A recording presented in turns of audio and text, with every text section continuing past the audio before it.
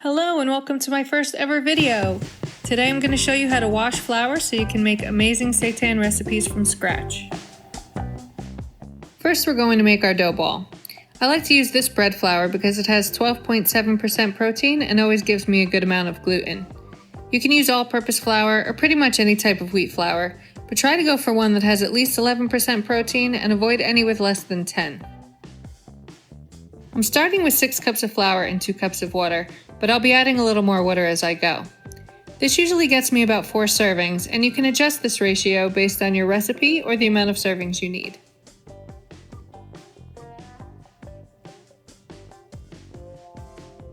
The Danish dough whisk helps the flour and water come together pretty quick, but it's not necessary. I'm going to keep working the dough, adding a little bit of water at a time as I form it into a ball. It usually takes about another half cup in total. If you find that it's not coming together for you, add a little more water. If it's sticking to your fingers, add a little more flour. It doesn't need to be exact.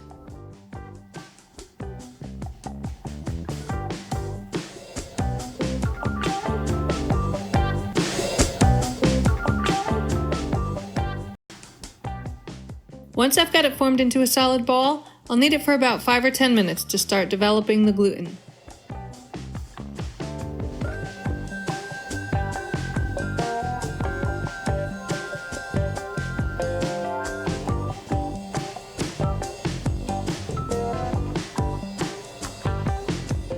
I know it's ready to go when it looks pretty uniform and springs back a bit when I push it. Place the ball of dough in a bowl and cover it with cool water. Let it sit out on your counter like this for at least 1 hour, but not longer than 8 or 10. Too short won't give enough time for the gluten strands to develop, and too long and they'll start to fall apart and become mushy. Now that your dough is rested, let's wash. Bring your bowl to the sink and grab a colander. You can dump out the water that's covering it and fill it again with fresh, cool water, or just start washing right in the water you have. Keep your hands and dough under the water, kneading and stretching until the water becomes very milky.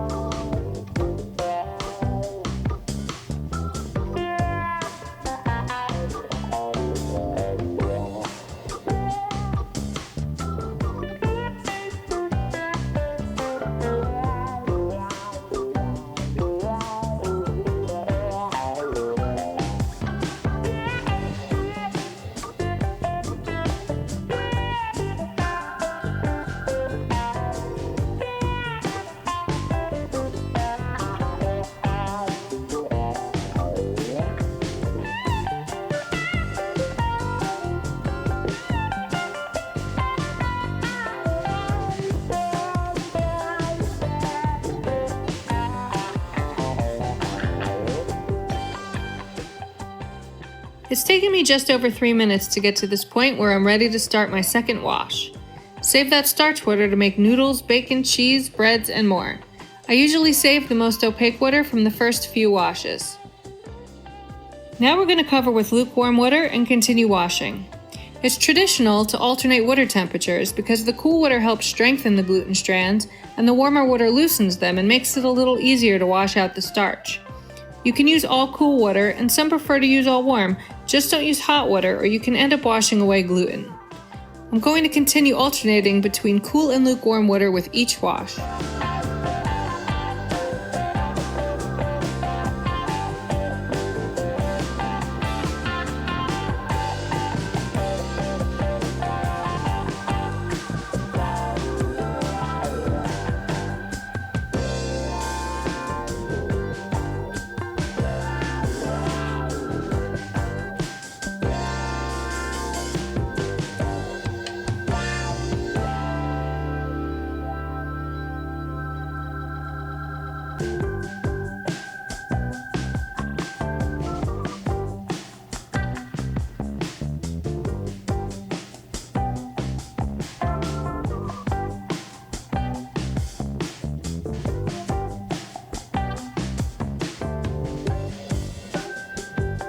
As I'm about to start my third wash, you can see the difference between the thicker, starchy blobs and the thinner gluten strings and clumps.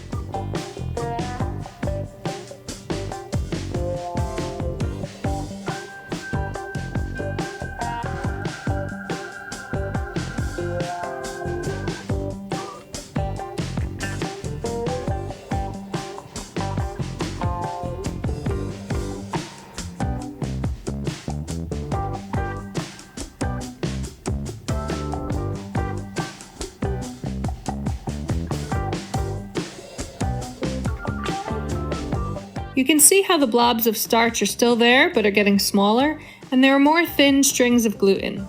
You may even be able to feel some squeaky texture happening, but there's a lot of starch still coming out.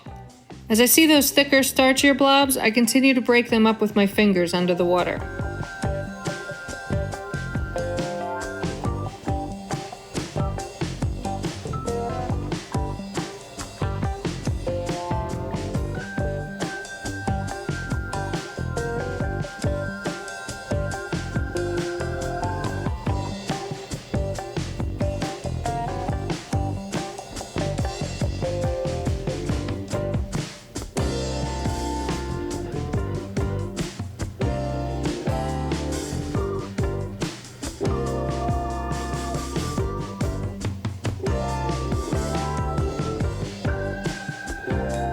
It's taken me a little more than 5 minutes to get through my third wash.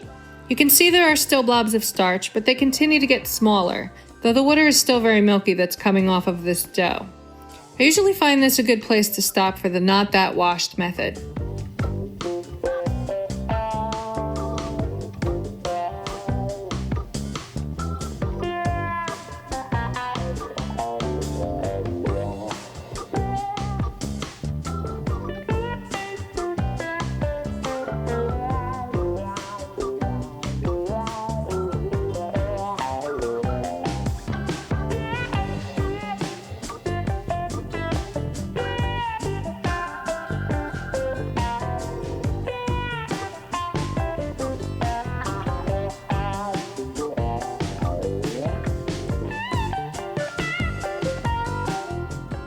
I only did a short fourth wash because I wanted to stop and get a close-up of the texture.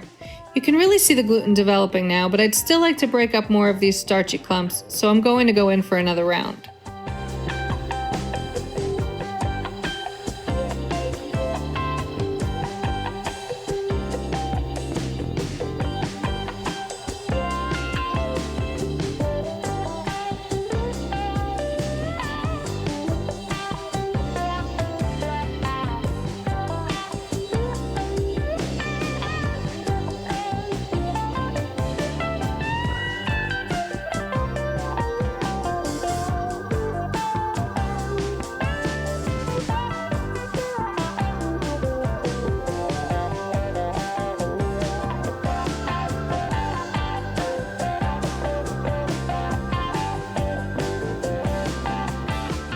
I'm happy to stop here because, as you can see, there are no big starchy clumps left.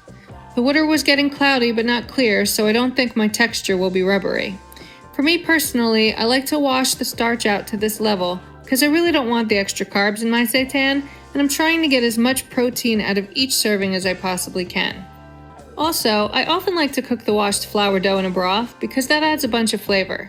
But if I leave too much starch in, it could turn into a dumpling. And even though those could be tasty, it's not exactly the texture I'm going for. I'm going to leave this to drain for about 20 minutes to a half hour. Notice how strong the gluten is already. I usually just wring it out a little bit more and then it's ready to be seasoned. After seasoning, I typically rest it for about another 30 minutes or more depending on the recipe. And speaking of recipes, don't forget to check out the links I've posted below. Happy cooking and thanks for watching!